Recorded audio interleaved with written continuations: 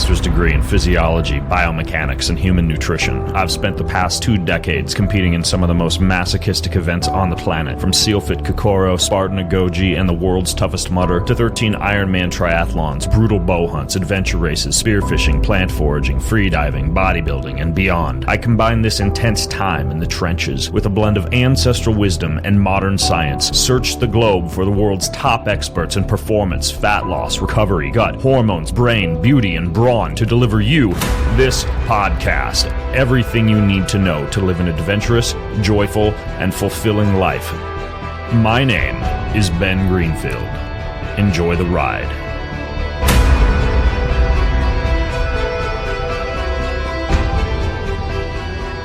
Today is the fasting episode question and answer session. If you like fasting, you don't want to miss this one. Before we jump into the show, though, I have to tell you that I'm pretty excited, and I don't know why I'm talking like this.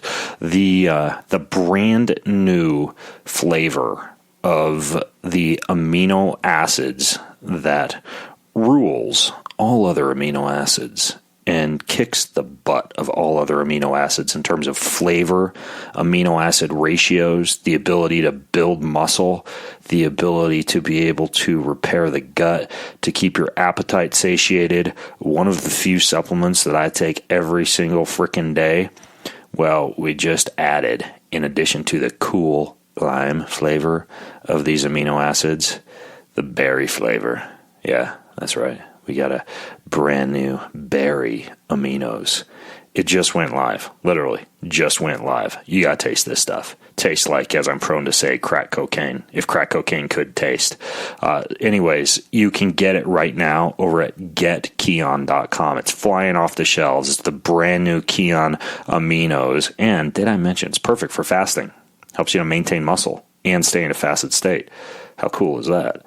This podcast is brought to you by Keon. So getkeon.com. This podcast is also brought to you by something really cool. You've heard me talk about using infrared light and red light therapy on your balls, guys, on your skin, cellulite.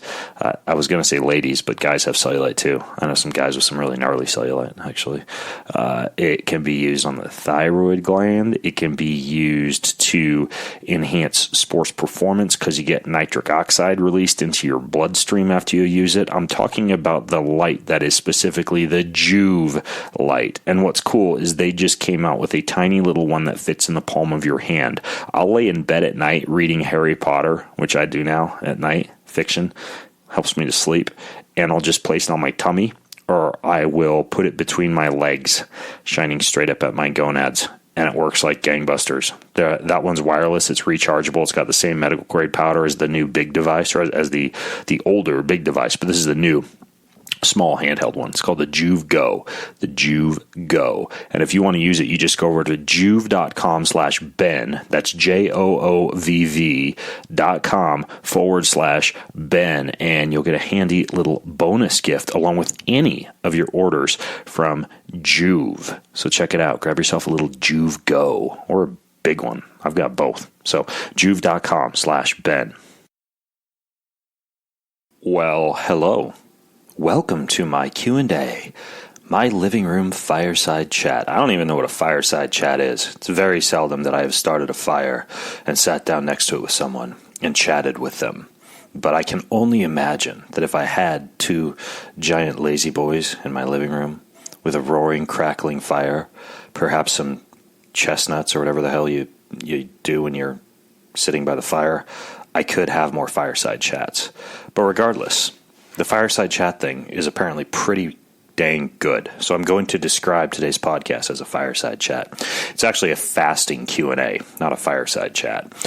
But I have gotten so many questions about fasting that I thought I would just get onto a solo-sode, as I'm prone to say, and answer all of your questions, because we kicked off the year over at my company Keon with a 5-day fast in which we had over 10,000 people participating in everything from a fasting mimicking diet to an intermittent fasting protocol, to a strict 5-day water fast, to an elemental diet.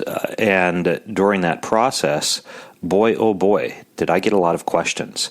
As a matter of fact, I thought the "will this take me out of keto" question was kind of a little bit of an overcooked question on Twitter, so to speak. You know, someone will text me a photograph of gum and say, "Will this take me out of ketosis?" Or perhaps a cigarette. "Will this take me out of ketosis?" 2 sticks of butter in their morning cup of coffee. "Will this take me out of ketosis?" And it turns out I was wrong. A more common question is will this take me out of a fasted state? Will coffee take me out of a fasted state? Creatine? Fish oil? Hugging my grandmother? Good morning? Anything. And so not only did we get that, but here's a sample of the questions I'm going to be answering during today's episode, and then I'm just going to shut up and jump in. Does coffee hurt or harm your fast? What to do if you don't sleep well on a fast? What is the hormonal effect of fasting on males or for females? What's the best kind of fasting if you want to gain muscle versus if you want to lose fat? Do extended fasts slow your metabolism? And if so, what can you do about that? What kind of training or exercise is best when fasting? What things can you do to enhance the benefits of a fast, like cryotherapy or a coffee enema? Will a coffee enema take me out of ketosis? No, I'm just kidding. How should you prepare for a fast, and how should you break a fast? Is it okay to fast while breastfeeding or pregnant? Does your ability to absorb foods and supplements increase after a fast? And then amino acids in fasting. Got a lot of questions about amino acids in fasting.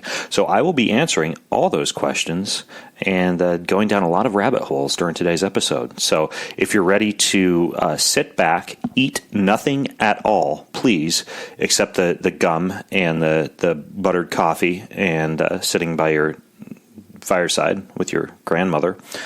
Let's go ahead and jump in. And everything I talk about, everything, I will create comprehensive show notes for if you just go to bengreenfieldfitness.com/fastingqa.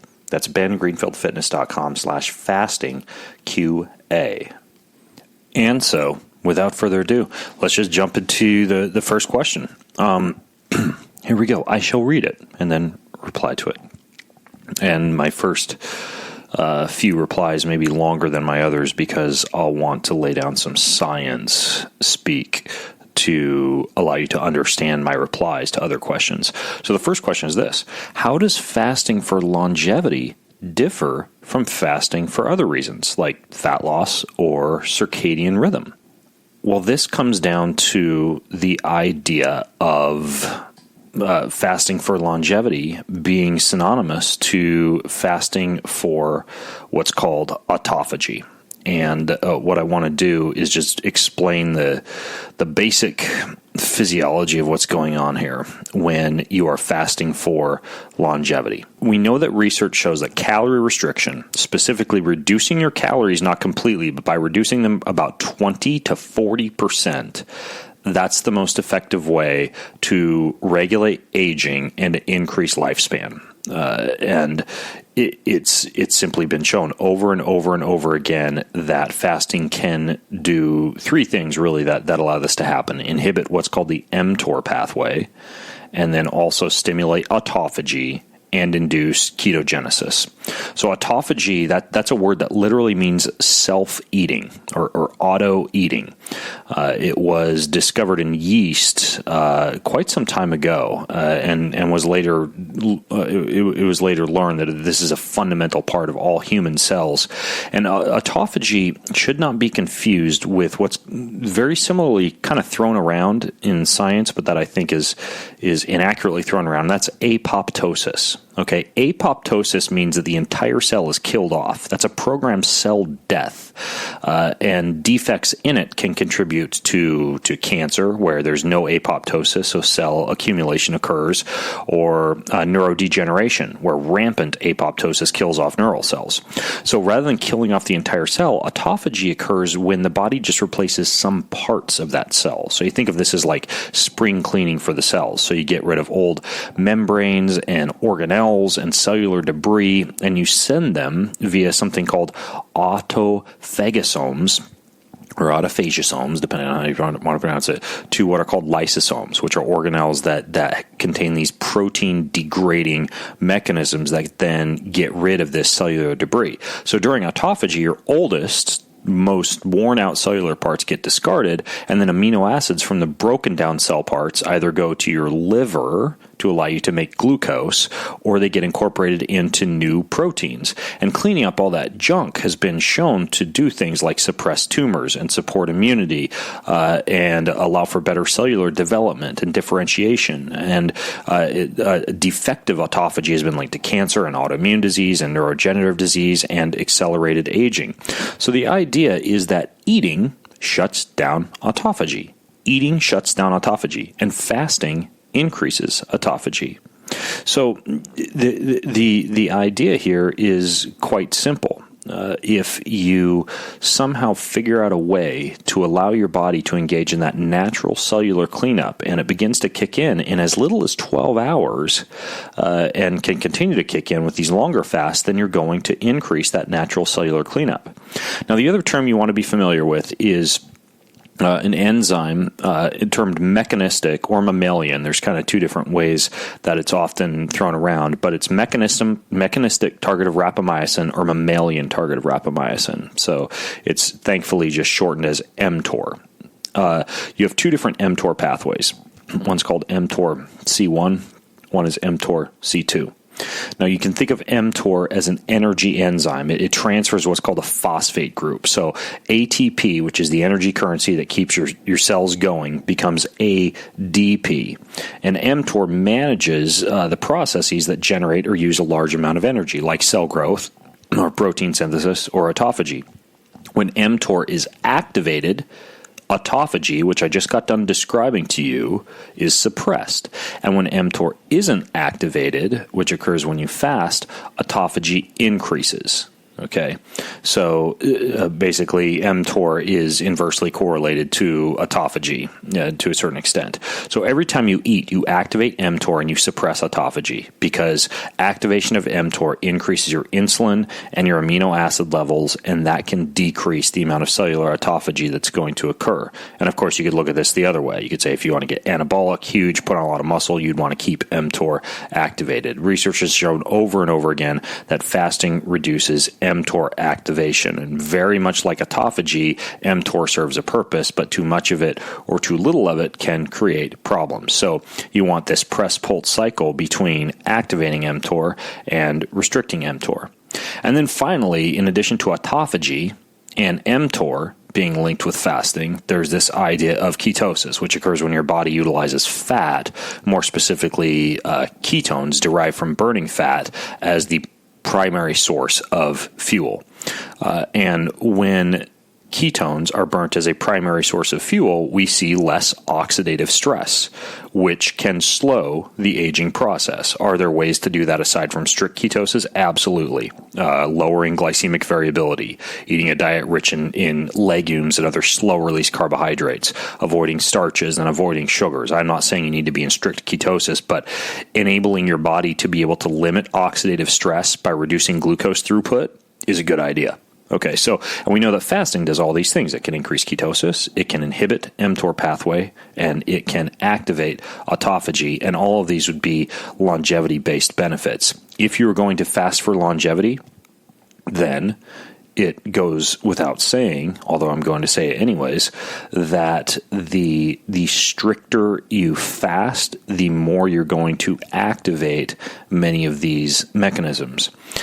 On the other hand, if your goal for fasting is simply fat loss, or let's say aligning your body to the circadian rhythm of wherever you happen to be in the world, it doesn't have to be as strict. It doesn't have to be like a strict water fast or completely absent of calories. Like we know, for example, that just a 12 to 16 hour intermittent fast or even a mild amount of calorie restriction can help with body composition.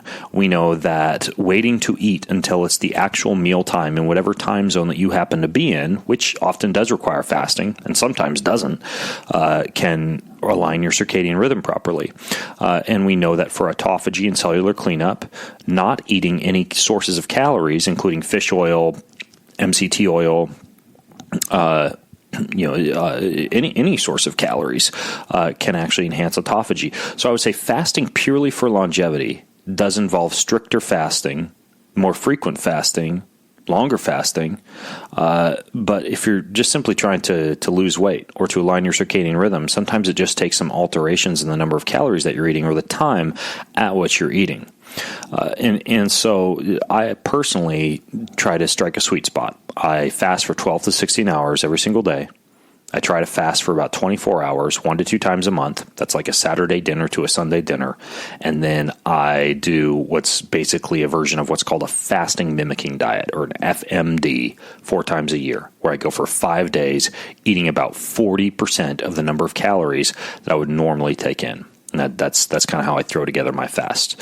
So ultimately, if you're fasting for pure longevity, then I would encourage you to, during your fast, to really keep them strict and, only have coffee or only have tea or only have water, absent of calories. Avoid any supplements that contain calories.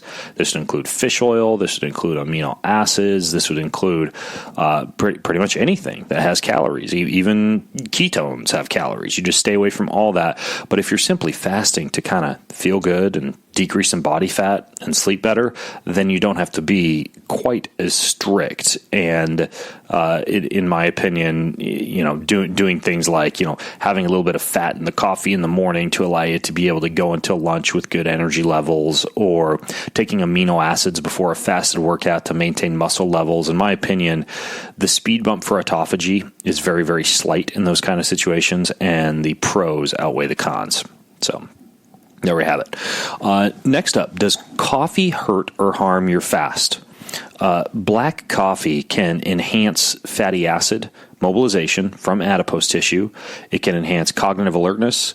It can enhance metabolism. And if you're using like a French press and not a paper filter, a lot of the cholesterols in the coffee can get transported into the blood-brain barrier more easily.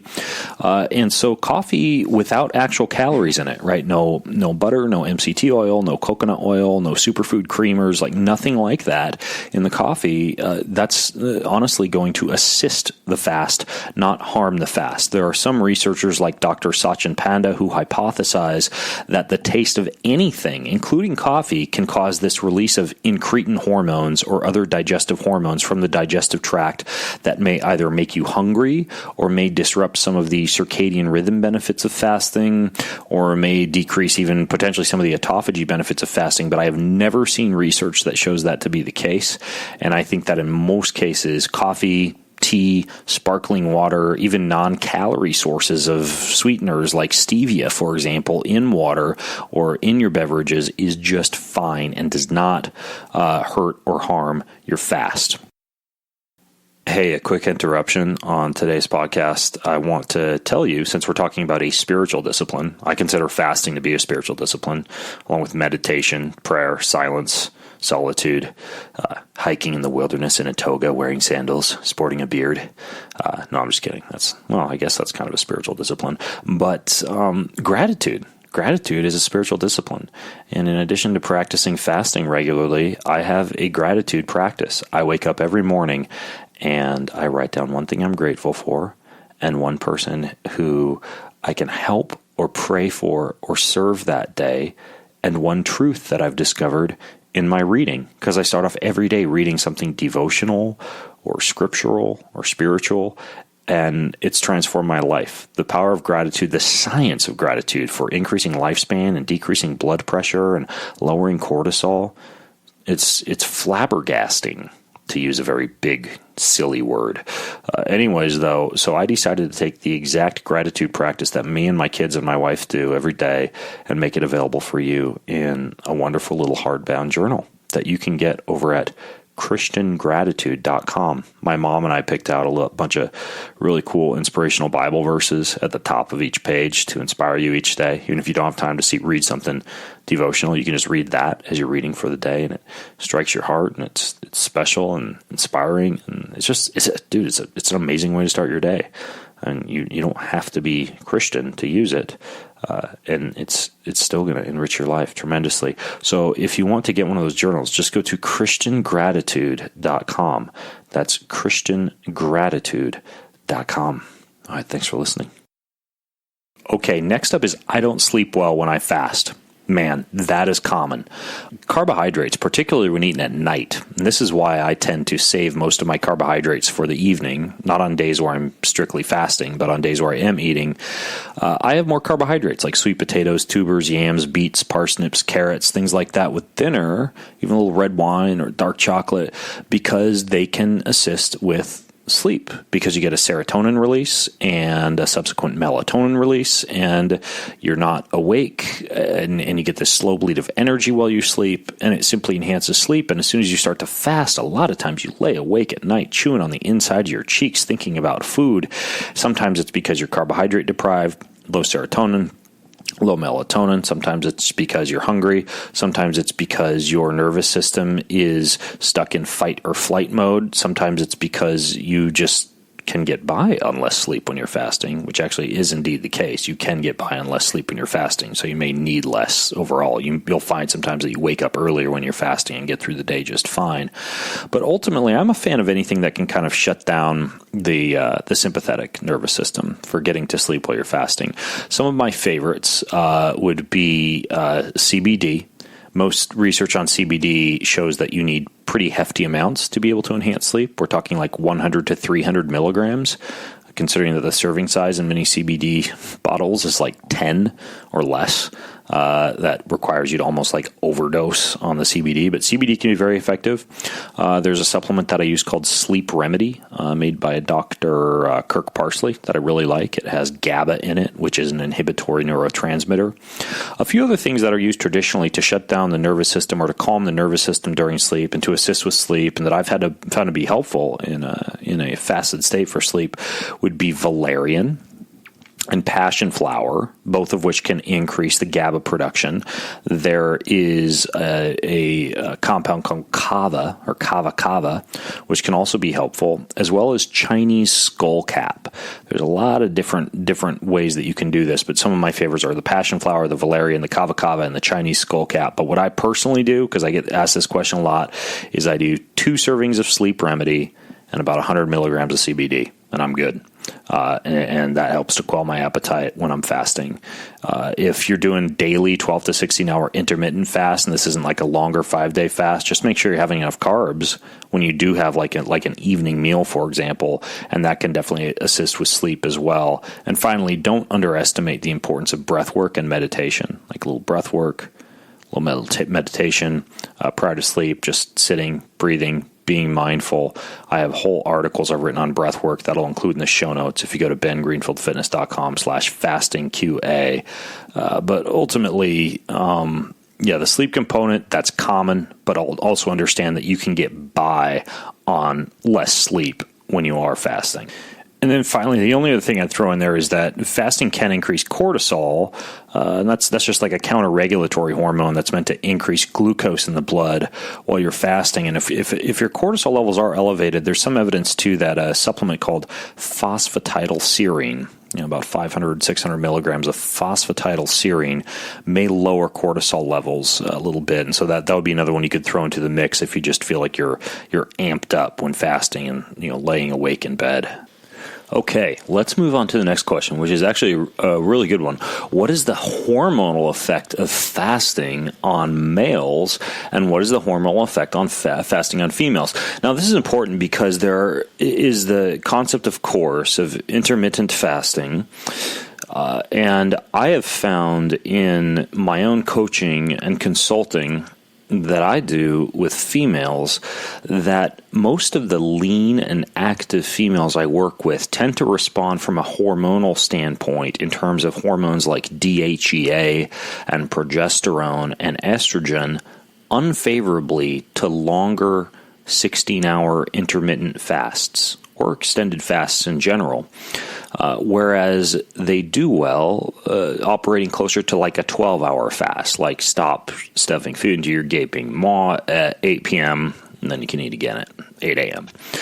Whereas males do not seem to have that issue. And indeed, in the exercise and fasting, which is a whole different episode that I released a couple of weeks ago, but in that exercise and fasting episode, I did comment on how even in a workout scenario, men seem to do best fasting before a workout and then eating afterwards. And women seem to do better with eating before a workout and then fasting afterwards, meaning not dropping like the hex bar at the gym and rushing off to Jamba Juice, but maybe waiting a couple hours until their first real meal. And this may sound unfair, but men kind of, sort of, even though they do better with that first scenario, do okay with both. I personally do both in many cases. I wake up in the morning in a fasted state. I do 20 to 30 minutes of exercise most mornings. I do a little bit of a cold shower. I get some work done. And finally, at some point in that 12 to 16-hour window, I eat. And then I typically lift weights or do high-intensity interval training or play a sport later on in the afternoon or the early evening, right, like tennis or jiu-jitsu, and then I also wait a couple of hours after my workout to eat. So I kind of get two fasts in, like a post-workout fast, if you want to call that a fast, and then also an intermittent fast. And guys do well with that, whereas women seem to do best with like shorter intermittent fasts and then actually eating, especially after a workout. Now, fasting has an effect on a variety of hormones. We know that it affects the hormone insulin, and this is quite obvious. Everything from alternate day fasting to long duration fasts to fasts even as short as 24 hours seems to shift the body into an impressive state of ketosis with lowering of blood glucose and a remarkable increase in insulin sensitivity. So we know insulin responds favorably to fasting. Growth hormone. So over a 5-day fasting period in one study, growth hormone secretion more than doubled. This means that if you are fasting and you simultaneously load the muscles while fasting, there was another study at University of California that showed this on a very low-calorie diet, similar to kind of like a fasting mimicking diet, you maintain muscle. So it's a very good signal. Lifting weights during a fast is to make sure that your body maintains that anabolic trigger. And considering the fact that growth hormone can more than double during an extended fast, this means that once you finish the fast, you're really positioned to be in a very good scenario to kind of launch into more like a muscle building or muscle gain program if that's something that you decide you want to do.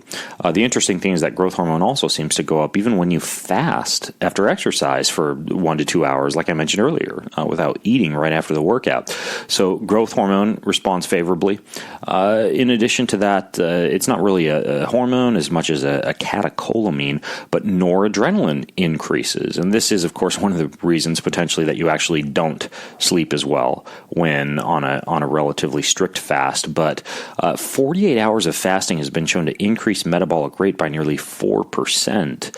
And a big part of that, you'd think it downregulates your metabolic rate, but it doesn't. And sure, a long-term fast, and especially fasting for more than 4 weeks, and this is one of the reasons like the folks on The Biggest Loser seemed to actually gain weight, rebound weight after extended weeks, significantly longer than 4 weeks of being in a fasted state without, or a calorically restricted state without any significant refeeds. That can downregulate the metabolic rate, going for a long time fasting without refeeds. But short-term fasts, even 4 to 5 days seems to significantly increase metabolic rate, increase growth hormone, improve insulin sensitivity. There's a variety of effects. And, I'm sometimes asked about testosterone. The boost in testosterone that occurs during fasting, I haven't seen exact percentages on. I know that it goes up, and again, I would highly recommend that you read Dr. Jason Fung's Ultimate Guide to Fasting to take an even deeper dive into hormones. But if it simulates what the response to growth hormone is, that too would be impressive. Finally, I will also, in the show notes for this episode over at bengreenfieldfitness.com/fastingqa, link to a podcast episode in which I talked about another hormone called kisspeptin. produced dominantly by females, that also dictates that females can respond more deleteriously to lengthy and frequent fasts compared to men.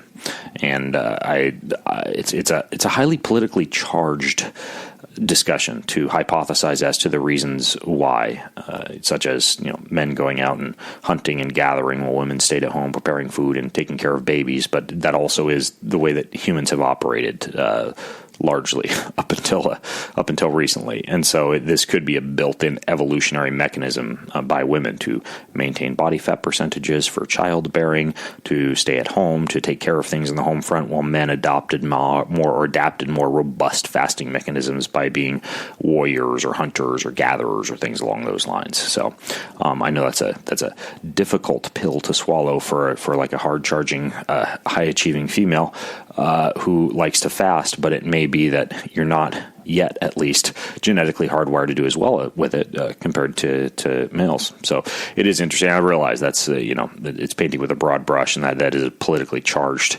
statement, but it does appear to be what science is at least showing at this point in human progression. So the next question is, does fasting slow down your metabolism? Well, I guess I kind of just answered that question about intermittent fasting and starvation mode, or fasting in general and starvation mode. And just a quick clarification, the starvation mode, it's also known as adaptive thermogenesis. When you start losing lots of weight, your body tries to conserve its energy stores by reducing the number of calories that you burn, by downregulating thyroid activity and cellular metabolism. However, like I mentioned, that will occur after 4 weeks of relatively strict fasting with no refeeds, no extra carbohydrates thrown in at night every now and again if you're on a strict ketogenic diet, no days where you're eating at least as many calories as your body needs to sustain a normal metabolic rate, maybe on a weekend. This is why I'm a big fan of intermittent fasting with nightly carbohydrate refeeds for active people, and for people who are doing like a 24-hour fast, which many of my clients do, like a Saturday dinner to Sunday dinner fast, having that Sunday dinner and or that Saturday dinner be pretty hefty, right? So remember, a lot of the magic of fasting comes from the time spent between meals, not necessarily the strict calorie restriction.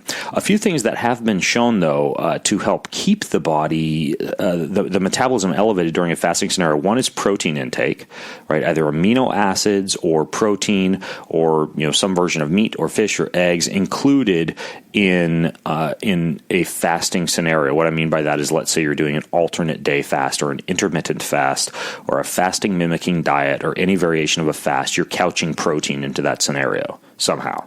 So don't fast and then also just eat a very low protein plant-based diet, unless, for example, you're trying to manage cancer or something along those lines, and that's again, an entirely different debate. But, if I ever had cancer, I would definitely be going on a protein restricted, no red meat, no dairy type of diet, based on a lot of, there is good parts of that book, the China study. And that is one good part, is we know that high protein intake, especially from animal-based products, in the presence of carcinogenicity or a tumor, can indeed increase the growth of the tumor. So that's why, like, I would do like a full-on ketogenic plant-rich diet if I were to ever get cancer.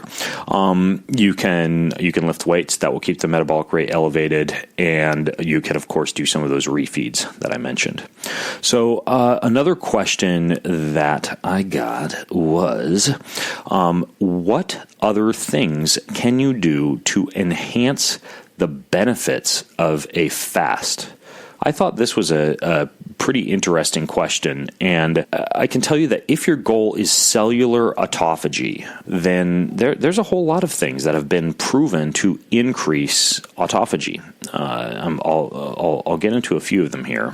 So first of all, there are certain compounds that can increase cellular autophagy. I'm a fan of berberine. I'm a fan of bitter melon extract.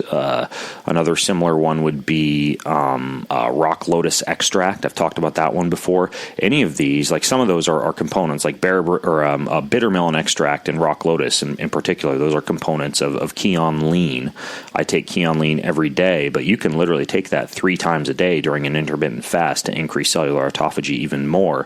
Just know that that it manages blood sugar so well that it could result in hypoglycemia if you combine it with a lot of exercise. So just kind of be wary of that and stick to largely aerobic exercise, yoga, sauna, swimming, etc. If you're going to take something like a supplement that would lower your blood sugar to increase autophagy during a fast.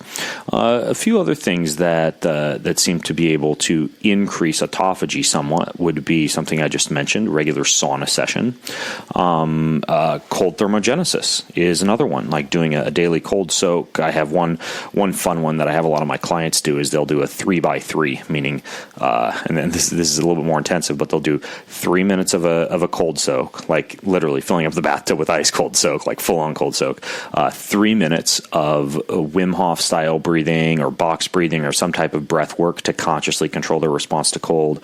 And then they go back into the cold for 3, back to breathing for 3, back to cold for 3, back to breathing for 3. And if they're a person who gets cold very easily, I'll even turn it into a full-on workout, and we'll toss some Aerodyne or burpees in there where you have 3 minutes of actual exercise in between the breath work and the cold. So either way, that can also be quite potent for autophagy. Those are a few of the main things that come to mind would be sauna, cold thermogenesis, calorie restriction mimetics like berberine, like bitter melon extract, like rock lotus. And I suppose if you were looking at wanting to enhance the gut cleansing benefits of a fast, and 4 times a year I do kind of like an Ayurvedic cleanse. And if you go to my podcast show notes for this episode, I will link to a show that I did on liver cleanses. I actually do coffee enemas to basically increase the bile release by the gallbladder and get a little bit of an increase in phase 2 detoxification of the liver, and generally just kind of clean things out, make you clean as a whistle. Plus, you can drink your coffee through both ends during your fast, because we've already established the fact that coffee does not break a fast. Similarly, another question that I get is, what type of training is best while fasting? And what type of training should be avoided? So anything that rapidly depletes glycogen levels and carbohydrate levels, or that, by definition, increases your reliance upon carbohydrate during exercise, is something that's going to be pretty dang uncomfortable in a fasted state and potentially drain you and also leave you unable to perform it very well, a workout like that, for example, in a gym or elsewhere. What do I mean by that? This would be relatively intense exercise that is comprised of high rep, low weight weightlifting, or intervals that are pretty anaerobic and intense, that are like in that 2 to 5 minute length of time, like Tabata sets, like high intensity interval training intervals that are 2 to 5 minutes in length. And the reason for that is you're just rapidly burning through carbohydrate versus weightlifting with high weight and low rep, like a 5x5 deadlift, squat, chest press, shoulder press, pull routine, or a Wendler 5-3-1 protocol, or a protocol like a super slow training protocol, something more reminiscent of powerlifting or Olympic lifting, versus bodybuilding, right? Bodybuilding is just designed to drain glycogen levels, whereas lifting heavy weights for brief spurts is fine. As is power, meaning like short bursts, like 10-second bursts on a bicycle, or even really up to 2 minutes in length, because you got creatine to rely upon. You're not dipping into glycogen that significantly up to the 2 minute mark. So shorter bursts of high intensity interval training, high weight, low rep weight training, and then anything passive and aerobic, which relies primarily upon fatty acids and ketones. So any aerobic exercise at a conversational pace, walking, swimming, cycling, yoga, and even just passive exercise in a sauna, or doing something like cold thermogenesis, like I mentioned earlier, or breath work. Any of that works very well in a fasted state, and those type of things should allow you to move and boogie just fine for long periods of time while fasting. Remember, humans could go out for food, looking for food just fine in a fasted state for thousands and thousands of years, and there's no rule that fasting means you have to lay on the couch watching Netflix, as the overused analogy goes. Okay, next question. How should you prepare for and break an extended fast?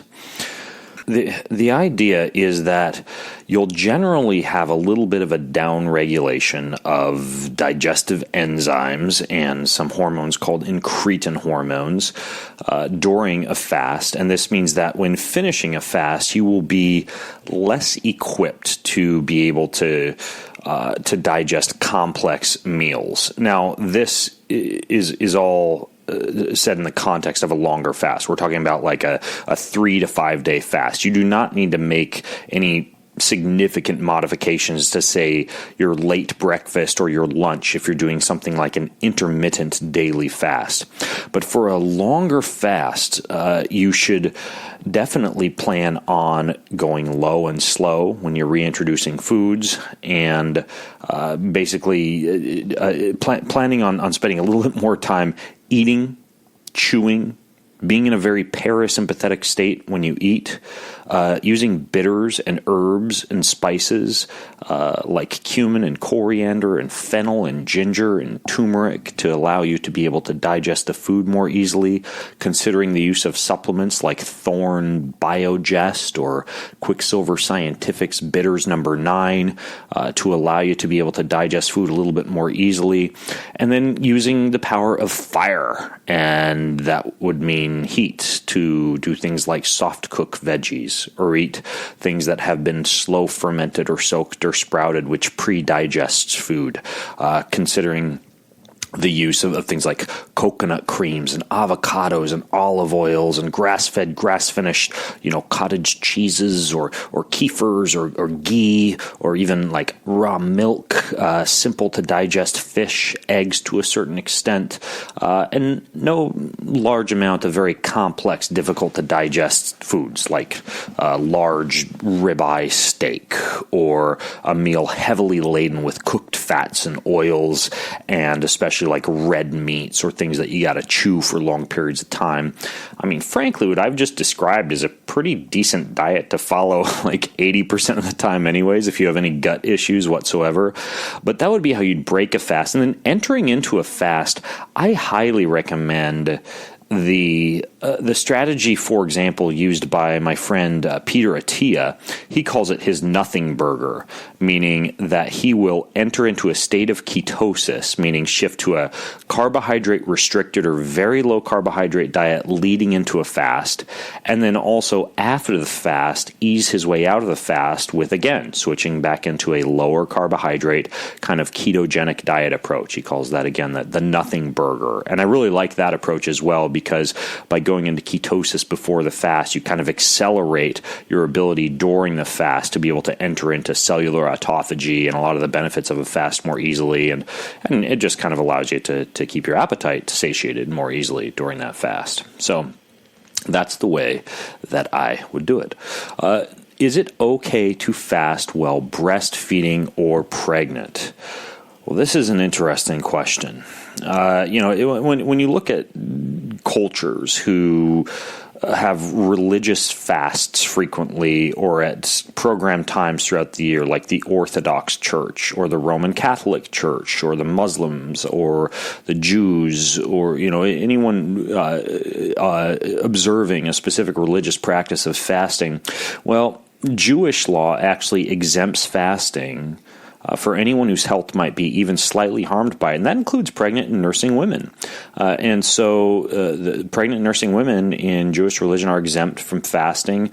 In Muslim cultures, women who are pregnant or breastfeeding can be exempt from fasting if they feel their health or their baby's health would be negatively affected by fasting. I'm not saying it is, but I'm saying that these religions all have exemptions. Roman Catholics, their mothers who are pregnant or breastfeeding are excused from fast or abstinence, and they say, quote, according to need for meat and nourishment. Latter-day Saints, on their website, they say nursing mothers may do well to skip fasting.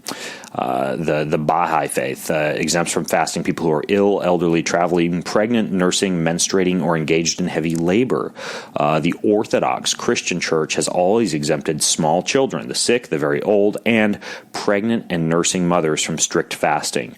Now, I realize this might sound like chronological or religious snobbery to say that, well, if all these religions say that these people are exempt, maybe they figured something out at some point that we don't know.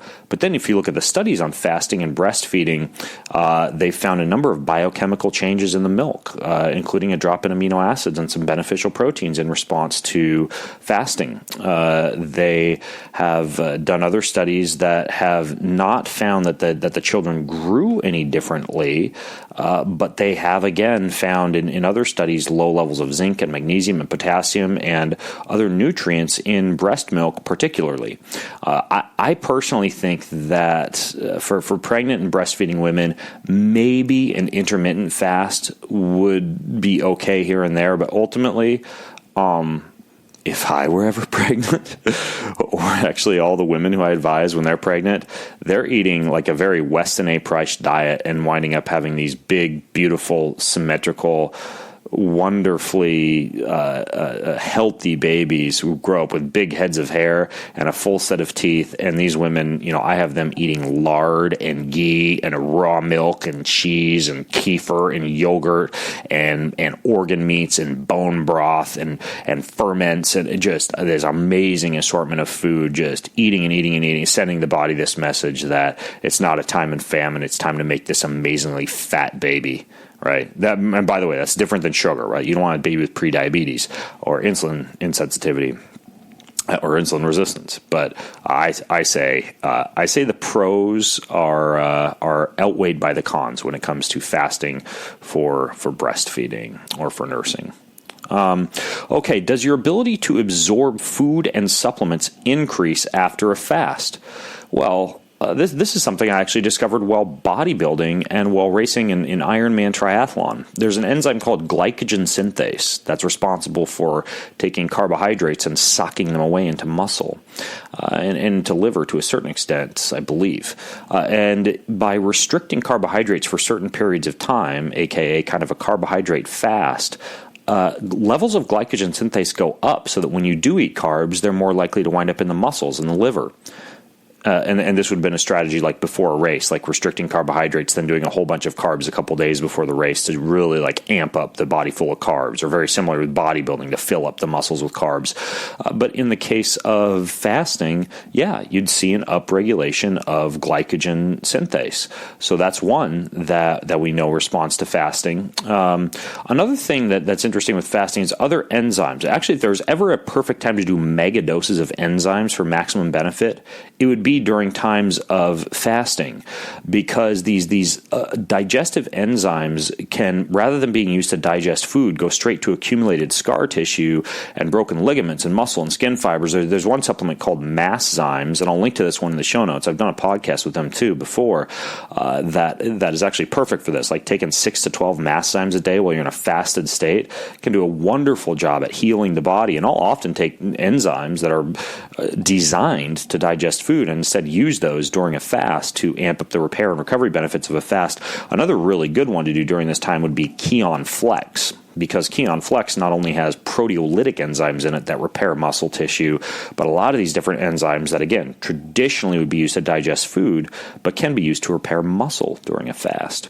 So after the fast, if you've eased yourself into it, based on what occurs with glycogen synthase, it's likely that many of these other enzymes responsible for upregulating digestive enzymes, especially if you ease yourself back into eating, are affected positively by a fast. I was unable to find a lot of data on which enzymes, but I know it's a fact for glycogen synthase, and because that's similar to a lot of these other digestive enzymes, likely for the others too. And again, just speaking of enzymes, it can be kind of a hack to throw in enzymes to a fast, and I'll link to the Flex and to the Masszymes in the show notes over at bengreenfieldfitness.com/fastingqa. Now, as part of this all the questions I got about fasting, a large number of them, I think because people are so aware that I am a huge fan of amino acids. I use amino acids regularly in my training.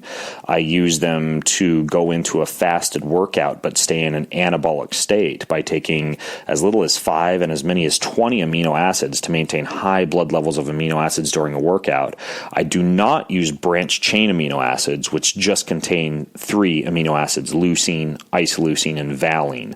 I instead consume a whole spectrum of amino acids that are very good for anabolism, for gut repair, for joint repair, very similarly like collagen. So I use essential amino acids, and I use that every day. Like that's a supplement that's just like rocket fuel. It's like steroids. I use essential amino acids every day, and I also will use them if I am fasting and I want to maintain muscle or I'm working out hard while I'm fasting, because sometimes I want to have my cake and eat it too. I want to do some of those harder workouts while I'm in a fasted state. Sometimes because of all the adrenaline release and the cortisol, I have higher levels of energy anyways. And essential amino acids just get me through that like gangbusters. Now, do they break a fast? Well, they have a mild amount of calories. They're non-insulinogenic, meaning they're going to spike blood sugar. They're not going to like reduce the glycemic impact of fasting. Branched chain amino acids will. Essential amino acids don't. But they do. If your pure purpose of a fast is cellular autophagy, keep the body catabolic, clean it up, etc., then I wouldn't use any source of calories, including amino acids or any source of anabolic stimulant at all during a fast. However, if you just want to fast for the gut cleanup, for the circadian rhythm benefits, for the glucose stabilizing effects, for the spiritual effects, and you still are wanting to work out and exercise, essential amino acids fit beautifully, in my opinion, into a fast. And I think any active person who fasts should definitely include them in their arsenal. The trick, if you're going to use them, is to preferably time them around the time you're going to be exercising anyway, so those amino acids are used very kind of anabolically. Or, and I didn't mention this in my reply to sleep, you can use them prior to sleep to stabilize sleep and to give you kind of a slow bleed of anabolic muscle repairing or muscle building energy during sleep. So for example, a very good stack, like a fasting supplement stack, would be something like essential amino acids, some kind of enzyme source like Keon Flex, and then if you wanted to throw ketones in the mix, you could, even though those have even more calories. But for a workout, you could throw ketones in, that would be, along with coffee, like a very good way to fast. Like do coffee, Keon Flex, Keon Aminos. I should even I'll put together like a little fasting package for you guys over at Keon for those of you who want to support the fast in that way.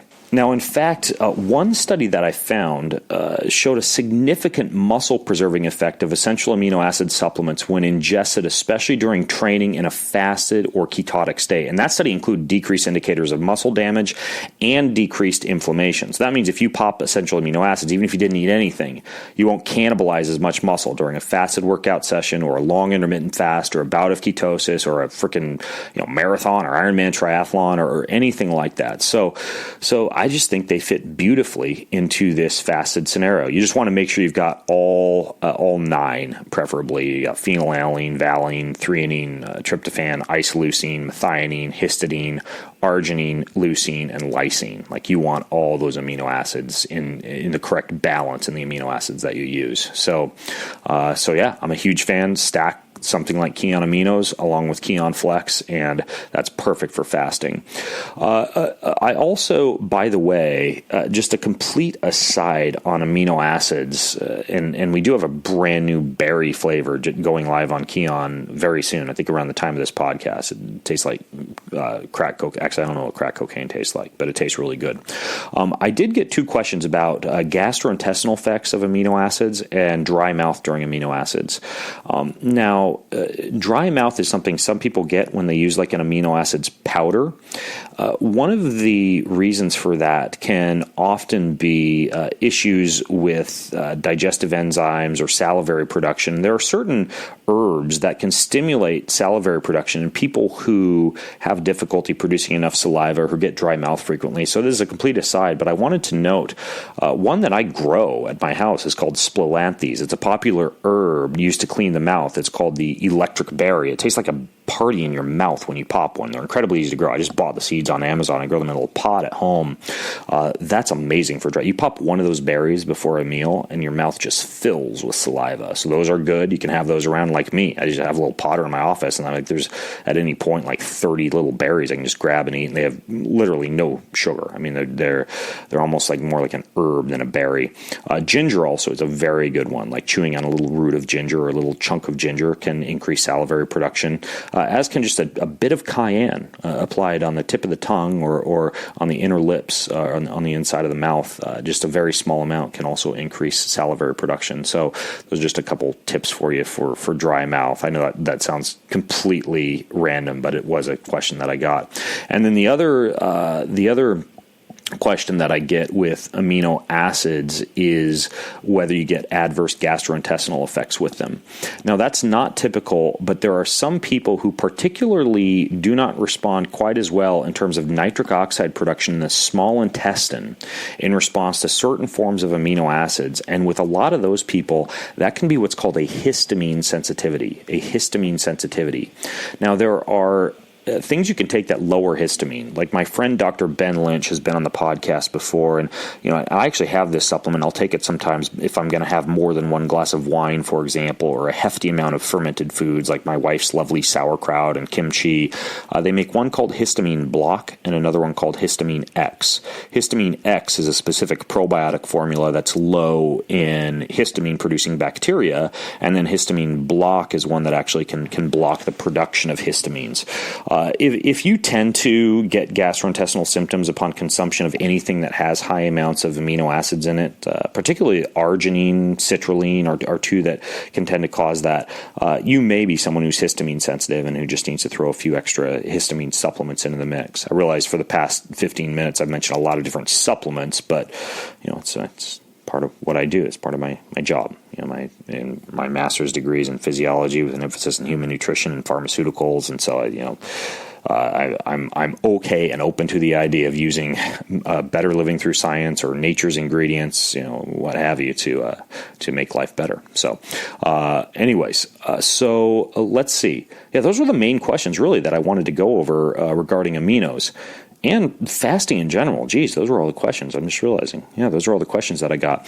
And I probably generated like 1 billion more questions during this recording. So here's the deal. I'll put up the show notes over at bengreenfieldfitness.com/fastingqa. And then if you wind up having follow-up questions, just leave them over there. I'll put links to everything I talked about. I'll get some good links up for Keon as well over there, for the Keon aminos or the Keon Flex, as well as some of these other things like histamine block and histamine X.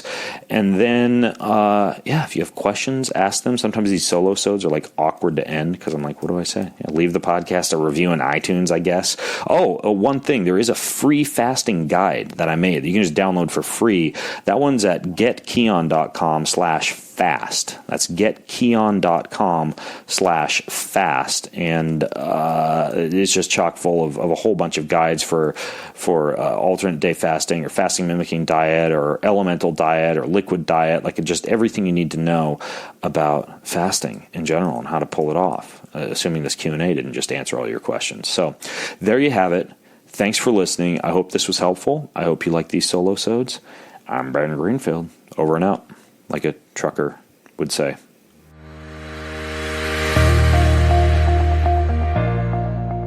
Hey, that's it. Thanks for listening to the show. You can grab all the show notes, the resources, pretty much everything that I mentioned over at bengreenfieldfitness.com, where there's plenty of other goodies from yours truly, including the very helpful Ben Recommends page. Now, one last thing. Please know that all the links, all the promo codes, pretty much every resource that I mentioned to you during each episode really helps to generate income for the podcast and kind of helps to float this thing and enables me to keep spending the time to bring you the content every week. So be sure to use the links, use the promo codes, use all of those goodies too. All right. Thanks for listening.